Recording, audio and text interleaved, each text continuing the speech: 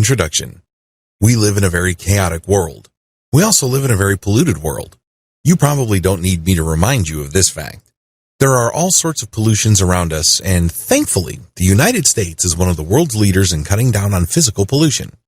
I am, of course, talking about pollutants that make their way into our air, water, and food. The Environmental Protection Agency, despite whatever issues it has done a generally good job of protecting citizens from physical and chemical pollutants. The same can be said of the U.S. Food and Drug Administration. Thanks to their vigilance, they have done an outstanding job making sure that most of the food items that make their way to our table are generally safe. Of course, there are certain issues that we can nitpick over, like GMO and certain types of chemical residues. Still, it can't be denied that, by and large, the U.S. and other developed countries are fairly well protected against the standard sources of pollution. If you don't believe me, just hop on a plane and go to Beijing, China. The difference in air quality, water quality, and food safety is like day and night. Now, this is not to slam on China, because they are making great progress in tightening regulations. But it has to be said that when it comes to protecting its citizens, the developed world has done a fairly good job. This is why a lot of people are kind of confused as to the whole idea of why detoxification has gained a lot of traction lately.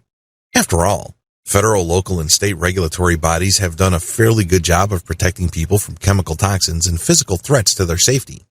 If only things were that simple. You have to understand that the toxins that afflict modern people aren't just restricted to chemical forms. Chemical toxins and pollutants are very easy to screen. They're very easy to detect. And yes, they are very easy to prevent and treat. The same thing goes with diseases. Forget what you've heard before. Detoxification is not just a simple matter of going on a juice diet or going without food for an extended period of time. It goes beyond that. If anything else, it means that you're going to have to re-examine the kind of life you are living and the kind of life you have built for yourself. You can quickly discover that a lot of the things that you choose to believe to be true are actually making you sick. At the very least, they're not helping you perform at peak levels. This training teaches people from all walks of life to conduct a complete detox of their life. This detox regimen applies across the board. Whether you are suffering from mental toxins, or you're struggling with spiritual pollutants, or you are faced with the standard physical adulterants that weigh you down and drag you back, this training has something for you. By using a holistic method to detox, you will be able to live life to the fullest. If you are in any way, shape, or form unhappy, frustrated, or feeling stuck in your life, it is because you have allowed certain things to weigh you down. This is just as bad as being addicted to drugs. This is just as problematic as struggling with chemical pollution. Just because you can't see it, smell it, taste it, or hear it, it doesn't mean it doesn't exist. You know full well the effects of mental pollution. This training enables you to break free from all of that so you can live up to your fullest potential. All of us are on this planet for a purpose. The sad truth is that we have allowed certain mindsets to get the better of us, and this has clouded our view of what our purpose should be. It is no surprise that the vast majority of us are simply going through the motions. You go from hour to hour, day to day, and moment to moment with really no clear direction as to why we're here. This training cuts through all that fog and enables you to bask in the sunlight of purpose, clarity, and meaning. Are you sick? In Western cultures, sickness has traditionally been defined as physical, medical, or mental. While Western psychology and psychiatry have progressed quite a bit over the years, there's still a long-held impression in the medical community regarding the mind-body connection. Unfortunately, given what's going on and the trends in general society, both in the developed and developing world, traditional definitions of sickness are short-sighted and all too limited. It doesn't do any good to define sickness in very narrow biochemical terms. As Western medicine dug deeper and deeper into a biochemical germ-based or pathogen-centric definition of medicine, a lot is lost in translation. While it has made big strides in bridging the effect of psychology and overall stress on physical health, there's still a lot to be desired. The bottom line is that we can learn quite a bit from Hindu traditions or Eastern traditions that deal with the concept of sickness. In those traditions, sickness is defined holistically. They're more likely to put a lot of stock on the concept of spiritual pollution, emotional stress, interpersonal sickness, and other factors that have a strong impact on the human psyche and overall sense of well-being. These factors then manifest themselves in actual physical illness or substandard physical performance. You may be perfectly healthy in biochemical terms. All your tests may come out clean, but your doctor will still be stumped as to why you feel lousy all the time. There are a lot of people who have all sorts of symptoms similar to lupus or autoimmune diseases. But when the blood chemistry tests come in, they will be getting a clean bill of health. Physically speaking, there's nothing wrong with them. But there they are, suffering, feeling like they are at their rope's end. Ask yourself, am I sick? There's nothing wrong with asking this question.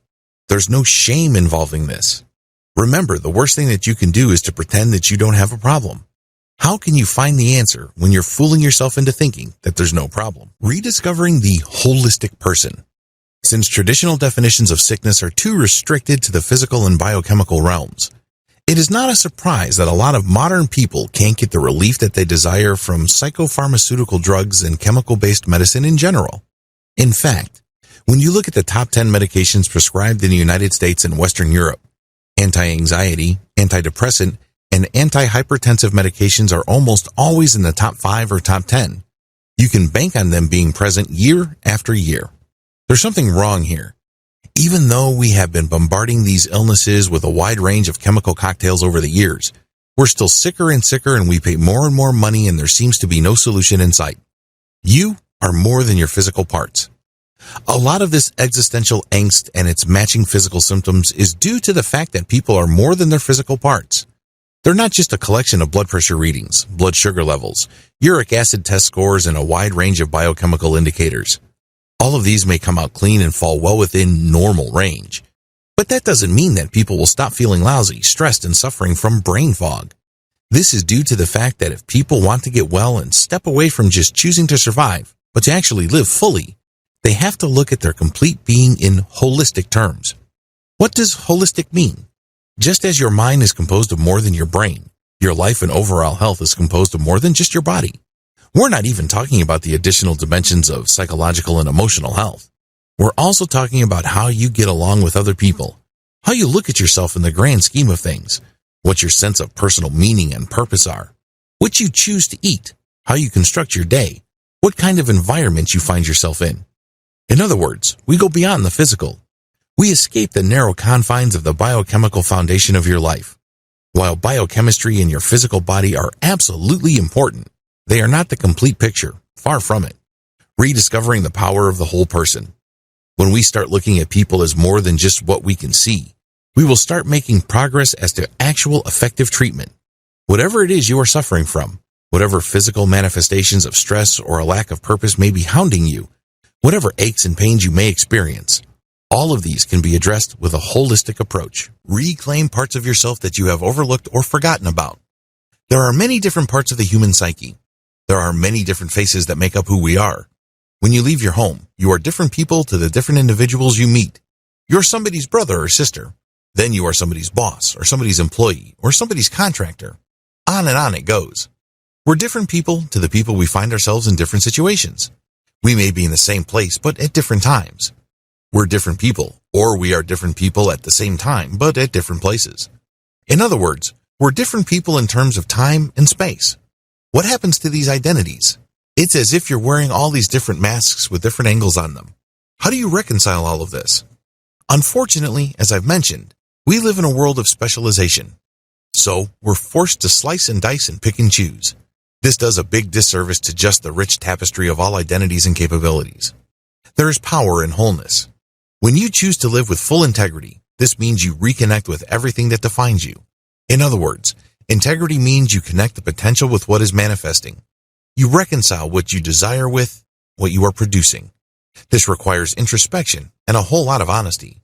This means you reconnect with everything that defines you. There's the physical you, the biochemical you, the emotional you, the spiritual you, the psychological you, the cultural you, the relational you. I can go on and on. Unfortunately, a lot of us just focus on one thing and one thing alone. In fact, there's a lot of us who define ourselves as one-dimensional human beings. If you need proof of this, go to a party and talk to people and the first thing out of most people's mouths is what they do for a living. They would say, "Hi, my name is Jerry, I'm an attorney." Or, "Hello, my name is Mindy, I'm a doctor at the nearby hospital." Or, "My name is Albert and I work for Microsoft." People tend to define themselves in a one-dimensional way. We always try to connect with some larger phenomena that somehow casts a shadow on our identity. For example, when somebody introduces himself or herself as working for Facebook, what's the first thing that comes to your mind? Facebook has a brand, and there's a value judgment there that's very different from somebody stepping up to you and saying, "Hey, my name is Joe. I'm an executive at Starbucks." In the case of Joe, there are two things going on. When he says he's an executive, that brings to mind certain ideas. And when they say Starbucks, that also brings a whole other set of issues. Unfortunately, a lot of us are just focused on one thing. We become one-dimensional. It's as if we're walking cartoons. And the worst part to all of this is we don't even realize it. If we're lucky, we get up to 2 or even 3 of these factors in terms of us defining ourselves. That doesn't even come close. By restricting ourselves to the kind of identity we have, we let go of a lot of our connections to the rest of the natural world. This is why we suffer. This is why we feel incomplete. This is why we feel so susceptible to stress, to changing to situations, and to the vagaries of life. This is why we struggle. You are part of a larger picture. The first step you could take to fully detoxify yourself is to step out of the binary divisions that you have used to define reality prior to this point. This is a mouthful. I admit this is pretty heavy-duty stuff. It definitely requires a commitment. It is not something that you can take lightly. This is not something that you can casually screw around with. It's not like you can adopt all of this instantly with a full assurance that things will be okay. It takes a lot of work. Just as you have been programmed throughout the years to think of yourself within the universe in a certain way, it takes some time and consistent focus to unwind all of that programming. Here are just some basic ideas to think about as you seek to detoxify yourself on more than just a physical or biochemical level. Overcome the either-or mindset. Our modern mindset is all about division, as I've mentioned in the previous video. This mindset is all about finding some sort of primacy over one aspect at the expense of others. It's the whole idea of the male over the female, the rational over the intuitive, black or white, science or faith. The problem with this is that it's all about one thing over another. There's little space for a gray area. There's little space for intuition, hunches, nuance. While there's a lot to be said for the focus division and separation brings, a lot of it is also lost, especially when a lot of our basic needs have already been taken care of. A sense of lack in a time of plenty. One thing that always blows my mind is the prevalence of loneliness, isolation, and desperation in parts of the world that can be truly called lands of plenty. Whether we're talking about Australia, New Zealand, Canada, Western Europe, the United States, or all points in between, there are many areas in this world where physical needs I'm talking about have enough calories to make it from day to day have been more than taken care of. It won't be an exaggeration to say that many people in these places live in the lap of luxury. They have access to many things that even their ancestors would find truly amazing and stupendous. But here we are, with massive rates of disconnection, divorce, addiction, perhaps even crime or self-harm. This is one of life's richest ironies. We live in a modern world where a lot of people feel that they have so little of what truly matters. Yet if they choose to look around them, they are surrounded by abundance. Diagnosing real poverty. Did you know that millionaires kill themselves all the time? I'm not just talking about Kate Spade, Anthony Bourdain, Robin Williams, or any other fairly well-off celebrity that we've all heard of. I'm talking about relatively faceless, high-net-worth individuals who choose to pull the plug on their lives. They have everything to live for, but unfortunately, they have nothing to live from. There is no shortage of people who have 7 or even 8 figures in the bank killing themselves in many ways. I'm not just talking about suicide. I'm also talking about drug addiction. That's a form of suicide. There's a sickness going on. We're living in polluted times. A lot of this has to do with the mindset that we have. And unless you are going to see this for what it is, which is pollution, we will continue to be blind to it. Unfortunately, we'll continue to live with its effect. It doesn't feel good to think that you're just going around in circles that you put in all this time, effort, and energy only to end up in the same place. It would be great to feel that there is a purpose for your life and that you are actually going somewhere. Unfortunately, as the years go by and as technology evolves, the more connected we become and the faster data processes our lives and our impulse, the more disconnected we feel. Back in the day, it was weird to feel lonely in a crowd. Now, you can see street scenes all over the place of people looking at their mobile devices all at once. They're all connected and disconnected at the same time. We're all living in our own little world, but that world is disjointed, private. We're at the same time collaborating through all this technology, while at the same time stewing in our own personal mental prisons. A lot of this can be traced to the fact that we have let certain pollutants get the better of us. Be aware of your pollutants. What pollutants hold you back and drag you down? What pollutants do you need to detoxify yourself of? This is where things get a little tricky because it's very easy to define pollutant in terms of biochemistry. Heavy metals are pollutants. Mercury is a nasty pollutant. Excess carbon dioxide in the air as well as methane are well-known pollutants. It's very easy to think of pollutants in strictly physical or biochemical terms. Either we insist that we see it like in the form of sludge, oil spills, or chemical contamination, or detect it in some way or other like in the form of escaping gas. But even if we were to define pollutants in these rather broad terms, they don't go far enough. You see, pollutants take many forms. And until and unless we can open our minds to the definition of these pollutants in terms of a holistic perspective, we sell ourselves short. We unnecessarily restrict the problem, and it should come as no surprise that our solutions also come up short. What follows is a holistic definition of pollutants. Until and unless you can wrap your mind around these, the real solution won't come. You'll still feel stuck. You'll still feel that something is missing in your life. You'll still have a tough time making sense of things because you constantly find yourself comparing yourself to others. You have to have a more expansive view of pollutants so you can go through a truly effective detox program. Limiting beliefs. Limiting beliefs have done more harm for people than any kind of chemical or physical substance. Think about it. If you can see a sign that says biohazard, or you see a radiation warning sign or some sort of chemical spill danger sign, you'd back off. It's pretty straightforward. After all, these are physical pollutants. Not so with limiting beliefs. In fact, a lot of people think that their limiting beliefs are part of who they are. I can't even begin to tell you how many people I've come across who are extremely negative, caustic, and toxic. When I talk to these individuals, they basically tell me, this is who I am, this is all I could be. I was born this way. This is a problem. Unlike physical pollutants, which you can easily see or physically detect through your five senses, mental and spiritual pollutants are more pernicious. They cling to you, kind of like a case of bad BO. And just like BO, the longer you have it, the less you smell it. Your limiting beliefs, sooner or later, define you. Remember, your limiting beliefs are your personal filter for reality. It's like a pair of glasses you put on when you look at everything around you. Of course, depending on the color of your lenses, the appearance of your world can dramatically change. Before you know it, you assume that the world really looks like this, but it turns out that you can change those lenses. What makes limiting beliefs so dangerous? So what? We all have these attitude sunglasses. Isn't one just as valid as another? Isn't that part of the diversity of life? What's the big deal about limiting beliefs? Well, limiting beliefs are dangerous precisely because they trick you into thinking that they come from you. You are under the impression that your limiting belief is just restricted to you, that it's part of who you are, that it's the product of you living your life. We make all sorts of grand justifications and explanations about our limiting beliefs. It's kind of like being bound in handcuffs, and you spend a lot of time decorating your handcuffs. Maybe you'd be better off realizing that you're wearing handcuffs no matter how beautiful those handcuffs are. Maybe the better approach would be to think about how to take off those handcuffs. But unfortunately, we reach a point with our limiting beliefs that we believe they're a part of our identity, and we simply cannot let go of them. In fact, some people take this to the next level and say they will die without these beliefs. They draw neat, tidy lines of limitation around their complete life, who they can be, the things they can do, the people they can hang out with, and what their future could look like. The reality behind limiting beliefs. What if I told you that your limiting beliefs are chosen? You don't have to keep saying to yourself that you are dumb, or you don't have what it takes, or that you have no money. You don't have to keep saying to yourself that you're unlucky, or that you're ugly, or too old to get married.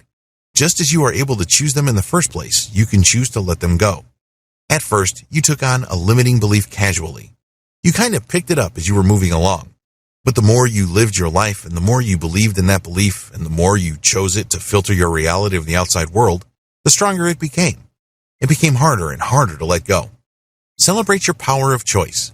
The key to detoxifying yourself from limiting beliefs and other forms of spiritual pollution is to rediscover your power of choice. I know you're going to have a tough time taking this in, but you have a choice. You may not think that you're a victim. You may think that your life is already set. You may think that there's really not much you can do about your life. You're definitely welcome to think these things, but they are not reality. You have to understand that victims cannot choose. Life simply inflicts oppression on them. They have no choice in the matter. I'm happy to report that you are never a victim. You can always choose. Even if somebody's inflicting harm on you, you can choose on how to respond.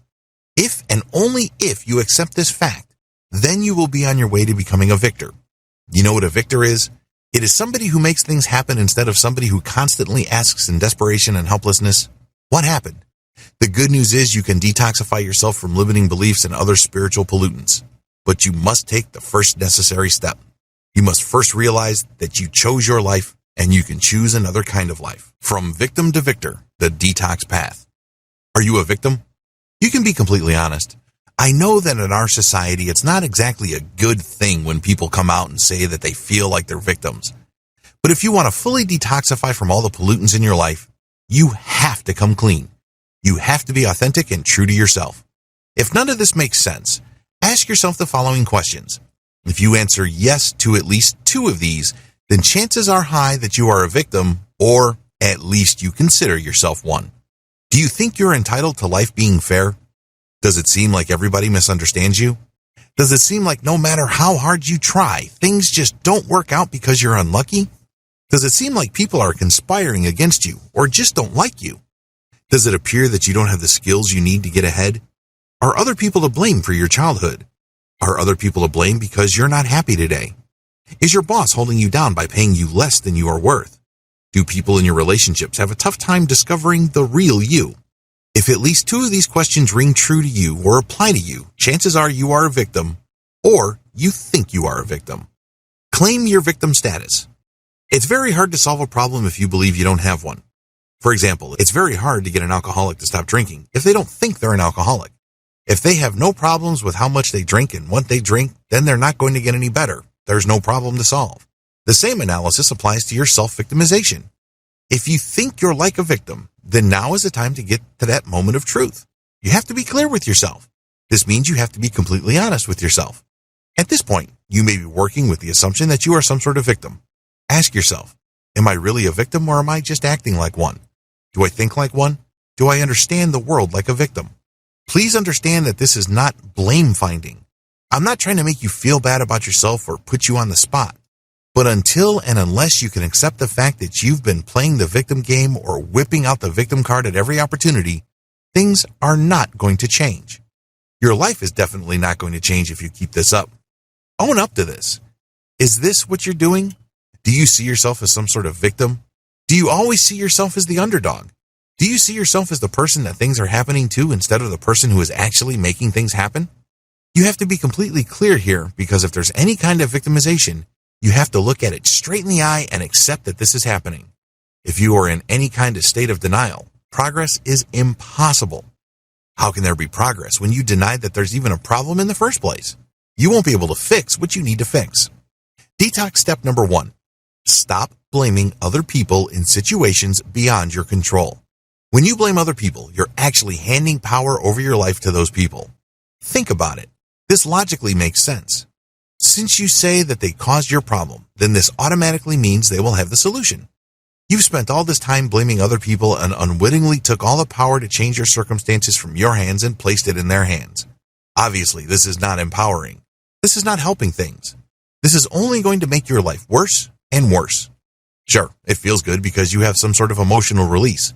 Who doesn't feel good when the weight of responsibility is lifted off their shoulders? When you feel like you're a victim, you don't have to change. Other people have to change. Doesn't that feel good? But the problem is you pay a very big price for that sense of emotional release or even your sense of vindication. That sense of vindication you feel when you blame other people, like your father abusing you or your mother making you feel like garbage, comes at a very high price because you rob yourself of the power to make something out of yourself. Of course, most people don't phrase things this way, but in operational terms, psychologically, this is the effect.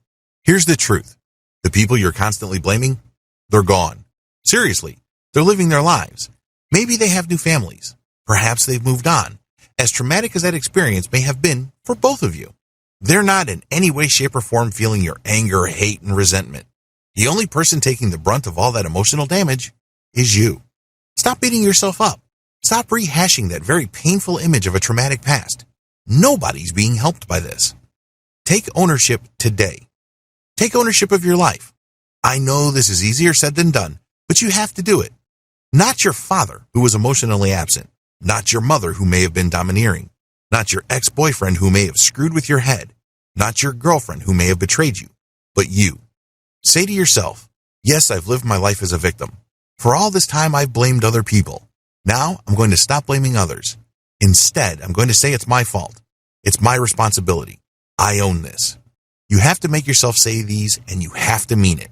Until you are able to say that you totally own your life and you made everything in it happen or you've let it happen, nothing's going to change. Please understand that everything that happens to your life was either chosen by you or you let it happen. Why? Because you could always control how you respond. As you go through this training, a bolt of lightning might hit you. Obviously, you didn't cause it, but I can guarantee you that you have total control about how you respond to that unfortunate circumstance. Retake that sense of ownership you have over your life because that power to choose is the only real power you have. Here's the good news. The power to choose is the foundation head of all possibility in your life. Reclaim that power and you can turn your life around. Unless it hurts, it's not real. Quick warning. It's very easy to just go through some sort of intellectual laundry list of the things that you should own up to. Everything that I've said prior to this point is very easy to intellectually compartmentalize and treat like some sort of academic information. Many people do a good job of lying to themselves because they just go down the list of all their screw-ups. At the end of the day, it doesn't change them. They intellectually accept these, but they don't develop a sense of emotional urgency. In other words, it doesn't cut close to home.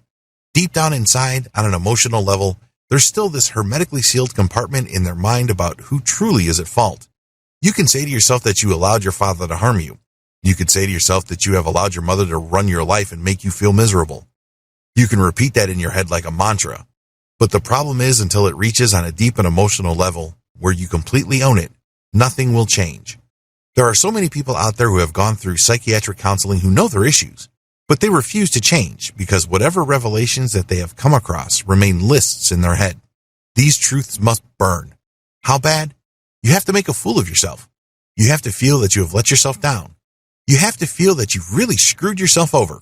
In other words, you have to stop running away from the impact of these emotions. Put simply, you have to do things that you have been fearing for all this time.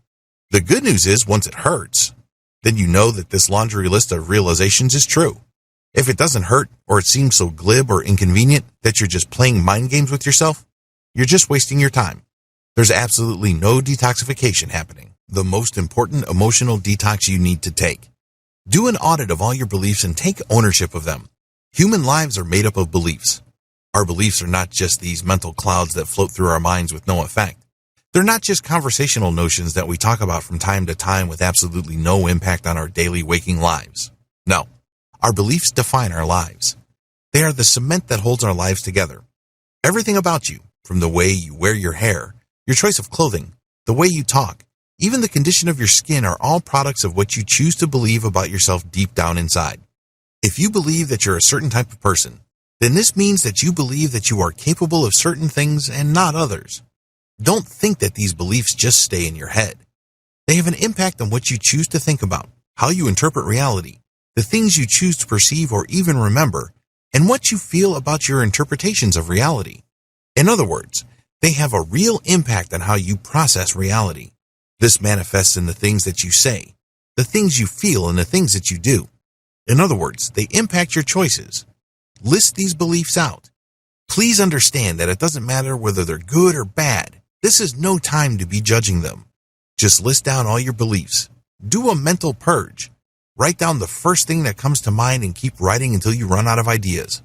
Take your time. Work from where you are. It's very easy to say that you should let go of limiting beliefs. It's very easy to view your life as a simple menu with certain disagreeable items on it. It is tempting to think that to improve your life, you just need to cut out the disagreeable items and you can move on. It doesn't work that way, sadly enough. Whatever garbage, poison, or cancer you think your life may have is simply a matter of interpretation. As the old saying goes, one man's garbage is another man's treasure. It all depends on your point of view. That traumatic experience that you think robbed you of your childhood might actually be the cathartic experience somebody else needs to become a winner in life. Two completely different people who undergo the same traumatic experience often come out in two totally different ways. Understand that your interpretation of your reality is encapsulated in your belief. It's only as negative as your willingness to view it that way. You interpret your experiences as negative, and guess what happens next? That's right. These experiences have a negative effect on how you feel and think about things. Ultimately, they have an effect on how you do things. There is a better way. Instead of simply just cutting all these things out and letting go, there is a better approach. Let's get real here. It's almost impossible to cut out your past. It's not as if you can take some sort of amnesia capsule. It doesn't work that way. You will always have your past. Those experiences happened. These are facts. They're not going to go away anytime soon. The better approach would be to rearrange your mental furniture. Step number 1, reinterpret your beliefs. Beliefs don't come out of nowhere. There are certain facts in your background or in your life and certain experiences that support those beliefs. It's as if they give oxygen to those beliefs, and these facts maintain your beliefs. Indeed, these facts even make them grow. What if you can take whatever sustains your beliefs and interpret those facts differently? Instead of your belief grinding you down and making you feel like garbage, reinterpret these facts so they empower you and make you feel that life is possible once again. Choose to look at these facts from totally different perspectives, and choose to believe that you don't have to live your life living in some sort of tightly defined, neat little box. Step number 2, detoxify your belief interpretation system. Please remember that beliefs don't come out of nowhere. They are being sustained by external experiences. These are called facts. To pretend otherwise is to basically set yourself up for a massive letdown. Whatever progress you achieve would be short-lived. Sooner or later, your old habitual patterns will come back, and you end up where you started. That's a dead end. Don't even try. For this detox step to work, you have to detoxify the way you interpret your personal reality. Ask yourself, is this the only way to interpret these facts? Is this the only reading? Or is there something more neutral, or better yet, something more positive? Follow these steps to detoxify your mindset. Ask yourself the following questions. What am I really perceiving? When you ask yourself this question, you force yourself to be more objective. This means that you look at things both at face value and also in terms of alternatives.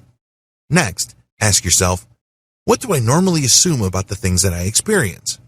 When you do this, you're basically asking yourself, is there any other way to interpret the things that I am perceiving aside from my habitual interpretations or responses? You're giving yourself an out. You're giving yourself an alternative. Look for a neutral interpretation, or, if you can do it, a positive read on the objective stimuli that you are observing from the real world. Identify an empowering interpretation and repeat it at every opportunity. Practice makes perfect. It's very hard for many people to adopt a new habit precisely because they feel they don't have time. The way you think about the world and your place in it form a big part of your mental habits. A key part of mental detox is to let go of this through the repetition of a more empowering interpretation. The moment an image of your abusive father comes to mind, you can always try to override it by saying, well, my father was working. When he came home, he was dead tired. He didn't have time to screw around with kids who did not appreciate him. Try to put yourself in the shoes of your mother, who you felt throughout all this time was domineering and controlling. Is there any other possible explanation why she behaved the way she did? Put yourself in the shoes of your ex-girlfriend who stabbed you in the back by sleeping with your best friend. Is there a possible justification for that? I know that none of this is easy because a lot of this involves facts that you may have been trying to run away from for so long. But until and unless you confront them and, most importantly, look at alternative readings based out of compassion or empathy, nothing's going to change. Your old mental interpretation of these triggers will keep feeding into your mental habits. Repeat it until it sets in. Repeat your new interpretation until it sets in. Keep repeating it until it becomes habitual. How do you know it's habitual? When it becomes your automatic response. That mental image flashes. For example, your father leaving your family, and then a new interpretation comes in. When you can see daylight between how you reacted in the past, which is anger, resentment, and self-blame, to something more positive, then you're not trying hard enough. Keep repeating it until you see that distinction. This kind of thing is not going to happen overnight, but the good news is that it does assume some form of momentum. Eventually, you start displacing your old mindset. Spiritual detox. A lot of people struggle in life because they are so obsessed about figuring out what to do, when to do it, and who to do it with. They obsess about these questions so much and for so long that they've lost sight of the most important question. Believe it or not, there is a question that transcends all of these. The most important question is, was, and always will be, why? Think about it. If you don't know why you're here, then all the technical knowledge in the world won't do you any good. You'll still feel empty, directionless, and purposeless. It will all seem, at a certain standpoint, empty, shallow, and pointless. It often takes just one bad day for all this to come crashing down around you. It is no surprise that a lot of people feel lonely in a crowd. It is not all that shocking to discover that a lot of people feel depressed. They deal with these issues in varying shades of socially acceptable ways. In our society, it's socially acceptable to cheat on your partner when you feel a deep and profound personal existential loneliness. You fill this hole in your soul with sex, and you confuse physical intimacy with spiritual intimacy and fulfillment. The same goes with drinking and, to a certain degree, drugs. But let's get real here. They're all coping mechanisms. Few and far between are the people who see this issue for what it is. All these are a reflection of a spiritual lack. Due to spiritual pollution, we have lost our sense of purpose. Spiritual detox. Identify your purpose. I know this sounds shocking, but everybody's got purpose. That's right. You've been put on this planet for a reason. You're not just a random collection of cells. You're not just a cluster of tissue. There is something to you that is intrinsically important. I know you feel small. I know you feel voiceless, powerless, inconsequential. But the truth is you have a purpose. The problem is most people refuse to own up to this. The truth is we all have a sense of purpose. Maybe sex is your sense of purpose. Maybe drugs give you purpose. Maybe making more money is your purpose. But the fact that you are acting and setting goals and planning based on something you cannot see right now means that you are capable of living in a purposeful way. It may not be the right one. It may not even be optimal. It may even lead to dead ends and further frustration and depression. Still, there is that power to operate from a sense of purpose. Ask yourself this question. What is my purpose right here, right now? Is it sex? Money? Drugs? People's validation? Living up to your parents' expectations? Trying to impress other people? What is it? Now for the key question. Ask yourself this key question. Now that I have a clear idea of the laundry list of purposes that I've given myself, does it make sense to me? I want you to wrap your mind around this question and think about this deeply. You know what's operating. You know what's animating it. You have to be completely honest about it. But now you have to ask yourself, does it serve my purpose? How do you know this? What kind of map or compass do you need? Well, it's very simple. You just have to ask a follow-up question. Do these purposes lead to the life that I want for myself and my family? If your purpose is drugs, does it lead to the life that you want for you and the ones you love? If your purpose is sex, does it lead to those things? Be completely honest with yourself. Let me cut straight to the chase. If you're going through this training with any kind of honesty, the obvious answer is no. You're not happy. You're feeling stuck at some level or other. You feel like a liar, a hypocrite. You feel defective, flawed. Now we're making progress. Now you realize that something is missing. Identifying spiritual pollutants. What are the spiritual toxins weighing you down? Do you constantly compare yourself to other people? Do you open Facebook and look at the timelines of your friends and compare your life to theirs? Do you feed your mind with all sorts of junk like celebrity gossip and political drama? Do you check out your Twitter feed with a sense of envy or dread in mind? Do you feel left behind when you look at other people's lives in social media? Do they seem so much richer, prettier, and more alive than you? Does it seem like everybody else has a tremendous amount of freedom while you are feeling stuck, frustrated, and desperate? Do you constantly compare what's missing in your life with other people's brightest and happiest moments? Do you find it hard to listen to people sharing pain in their lives without constantly butting in and sharing how you have suffered too? If any of these questions resonate with you, please understand that they are symptoms of spiritual pollution. You are suffering from them precisely because you feed yourself spiritual poison. Identify your personal list of spiritual toxins. Any kind of detoxification must begin with the toxins you are trying to get out of your system. The same applies to spiritual detox. Here's the problem. I can't help you all that much in this area. Why? Everybody's list of spiritual toxins is different. Some people are driven by sex, power, and prestige. Others are driven by social approval and living up to certain standards set by others around them. Others are driven by fear, pride, stubbornness. There's really no one-size-fits-all solution here, so I'm not even going to try. We're all different people from all different backgrounds with all sorts of different experiences. I can go on and on about the things that separate us. Unfortunately, these areas of separation and distinction play a big role in how our spiritual toxins are stacked and positioned in our lives. What I can suggest to you, however, suggest to you that you reach deep down inside and ask yourself what your spiritual toxins are. Sometimes you have to ask a question in many different ways to get to the truth. If you've ever gone to a police interrogation or you watch detective movies, you would notice that they would ask basically the same question intended to get the same answer in many different ways. They do that for two reasons. First, they know that people are often confused. They mean to say something, but they really can't quite say it in the right way. So they have to chip away at the different ways of phrasing something until they're clear that you actually mean certain things. The other reason is more obvious. They're looking for inconsistencies. In other words, they're looking for lies and deception. You should do the same with yourself. Ask yourself the same essential question, but in many different ways. Here are some suggested questions. Ultimately, they're all about identifying your spiritual toxins. Ask the following. What makes me stubborn? What makes me cling to an idea because of personal pride? What makes me afraid? What makes me feel small and limited? What makes me feel unloved? What do I have a tough time forgiving? Believe it or not, we hang on to a lot of these things. I know it sounds counterintuitive. I mean, after all, who wants to hang on to a brutal memory of a father that used to beat you all the time? Who wants to hang on to that image of your father slapping your mother around? Who wants that? But the problem is, it's like a train wreck. You know you shouldn't look at it, but you can't turn away. You can't look away even if you tried. It doesn't take a rocket scientist or a brain surgeon to figure out that none of this is doing us any favors.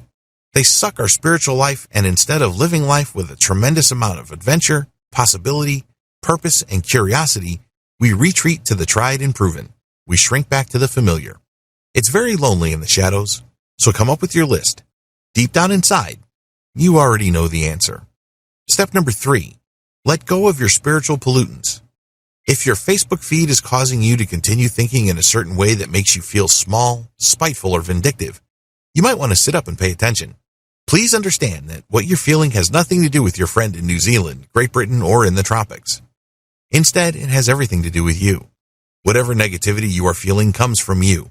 You are just reading into that stimuli. It could be somebody else. It could be somebody living in Iceland or Greenland, and you will find something to be envious about because it reflects what you feel is missing in your life.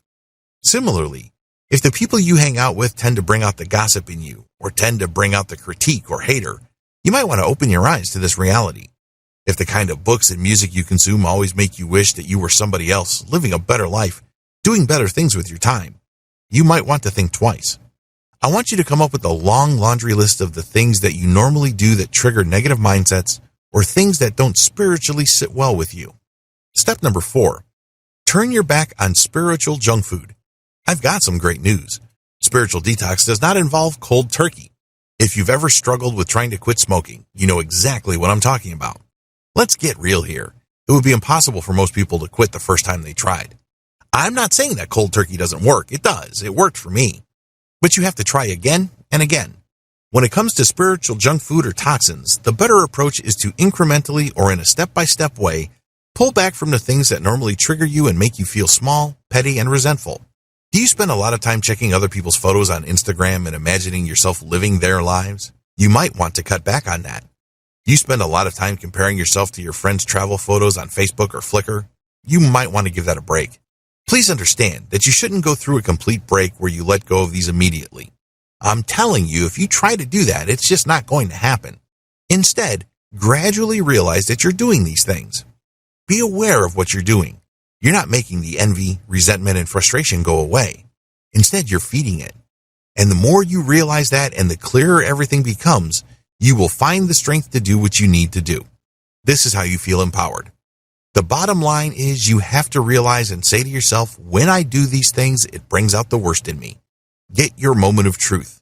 Everybody who's ever gone through a life-changing episode goes through a moment of truth. It is that time when the alcoholic wakes up in a pile of vomit at the bottom of a public toilet. It is that time when a drug addict wakes up in an ambulance on the way to the emergency room. It is that time when an unfaithful girlfriend has a gun drawn to her face by the partner of the guy she's messing with. Everybody's got a moment of truth. Imagine what your moment of truth would be like if you continue to suck up all that spiritual pollution. The good news is that it shouldn't take much imagination. After all, you've gone through this training because you're unhappy. You're going through this training because at some point in your life, you're feeling stuck. Get your sense of urgency. Now that you have blown up the emotional pain, fear, that sense of loss and regret of what you're doing in your life, use these to push you to make the necessary changes. Use them to push you to look at your life differently and the things that you choose to entertain yourself with, the people who you hang out with, the beliefs that you keep playing in the back of your head. Get that push because nobody's going to push you. Everybody will always try to kiss your ass. In this context, friends are the worst. Why? They try to comfort you. That's their instinct. That's what friends are for, right? But the problem is you don't need a friend right now. Instead, you need somebody to tell you the truth and nothing but the truth. You need somebody who would light the fire underneath your feet so you can get moving. Otherwise, it's too easy to just fall for reassurance because, after all, there will be another day. Right? The problem with tomorrow and getting things done tomorrow is that tomorrow never comes. You have to do it now. Holistic detox. I've focused on the most important stuff. Have you noticed that up to this point I haven't talked about physical detox? It's because physical detox is the least of your worries. The physical issues that you may have, the financial problems that you are struggling with, the sexual issues that you may be grappling with, all of these are just icing on the cake. This is the tip of the iceberg. I'm focused on what really matters, which is your mental, emotional, and spiritual state. Fix those, and the tip of the iceberg changes dramatically. Fix what's inside, and the outside will take care of itself. Whatever it is you're struggling with and whatever bad habits you may have are just all emanations and manifestations of things going on deep down inside. And this is why this detox system works from the inside out. I'm not saying that I will completely disregard the need for physical detox, but it's just one part of the equation. Start with a mental detox. Adopt meditation and mindfulness practices. Try these 3. You can easily find guides on these meditation mindfulness techniques online. I've listed these 3 since they are the most effective for me. 1. Count your breath. 2. Present object observation or single object observation. 3. Transcendental meditation. Use your increased mental focus to separate your feelings from your external stimuli. You don't have to get upset when your girlfriend says you're a loser. You don't have to immediately feel sad when you remember your mother abandoning your family for another man. You don't have to go off the deep end when that mental image of your boss verbally humiliating you in front of the 300 people flashes into your mind. Learn how to separate stimuli from habitual mental interpretation through mindfulness and meditation. Emotional detox. Actively let go or neutralize negative emotions. When you see, hear, or detect something that emotionally triggers you, consciously come up with an opposite reaction. For example, you're scrolling through your Facebook feed and you notice that your ex-boyfriend now has a new girlfriend and she is 1,000 times prettier than you. When you detect that spark of anger, resentment, hate, or envy because he's moved on, quickly counteract it with feeling happy for him, feeling happy for her. Share their joy. In Buddhism, depression is almost impossible because one of the skills you learn as a Buddhist is to share other people's joy. Be grateful for them. Practice gratitude. Be grateful for what you have. You may be on your deathbed at a hospital room with stage 4 cancer. Be thankful that you can still breathe. Be thankful that you can still have time even though it's very short. Be thankful that you have one final chance to put everything together so you go out with some sense of meaning and purpose. Whatever it is, be thankful. It's hard to find an unhappy person who is also ungrateful. It's almost impossible. Mentally detox by being in the moment. Mentally and spiritually detox by being in the moment. Transcendental meditation is good for this because TM melts your thoughts. You're not agonizing about things that happened in the past. All that is pointless because you can't change the facts of the past. The past is the past. It already happened. By the same token, you're not beating yourself up unnecessarily about things that have yet to happen. Why worry? It hasn't happened yet. Instead, you've trained yourself to focus on the moment. There's nobody to become. There's nothing to apologize for. There's nothing to be. There are no people to please. There's no need to be validated. You just are. Let that sink in. Tap the power of just being. There's nothing to compare yourself to. There's nothing to live up to. There's just the present moment. Let go of everything else. Unleash the power of fasting. When it comes to physical detox, nothing beats fasting. Seriously, that's the bottom line. Fasting explained. Fasting is essentially letting go of solid food. Whether you stop eating for 1 day or 40 days, it's all about letting go of solid food. That's the classic definition of fasting. I suggest that you adopt a fast. There are many different variations of this. Different variations of physical fasting. You can do the classical fast, which is water only. You can do the juice fast. You can do the Daniel fast of the Hebrew Bible. Classic fast. Classic fasting simply means you drink only water. However, don't think that you're not eating when you are fasting. You may not be eating physical food, but you must eat spiritual food.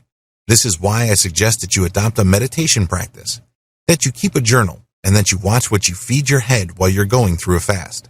Feed your head inspirational things that push you to become a bigger and better person than who you think you are.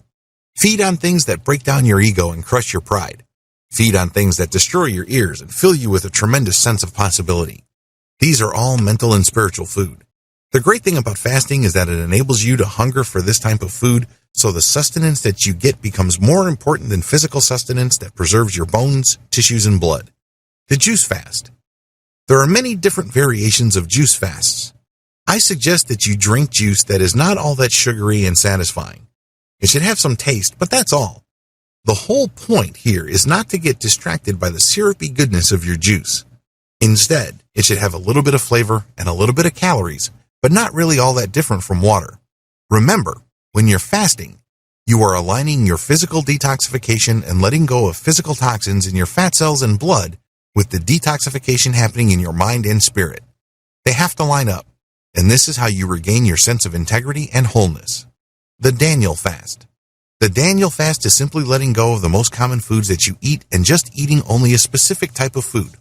The classic Daniel fast from the Hebrew Bible is eating only vegetables, but you can use the keto version of the Daniel fast, meaning you eat only eggs, high-fat foods, and zero carbs. If you're looking to lose weight and also turbocharge detoxification, the keto modifications of the Daniel fast can do wonders. Time your fast right.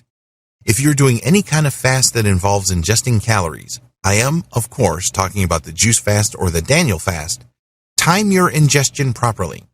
One way to boost the effects that you get from holistic detoxification is to ingest calories only once a day. It's going to be very hard at first, but when it kicks, it's a beautiful thing because the discipline that you pick up while you are fasting and going through detox will help you for the rest of your life. You become a more disciplined and focused person.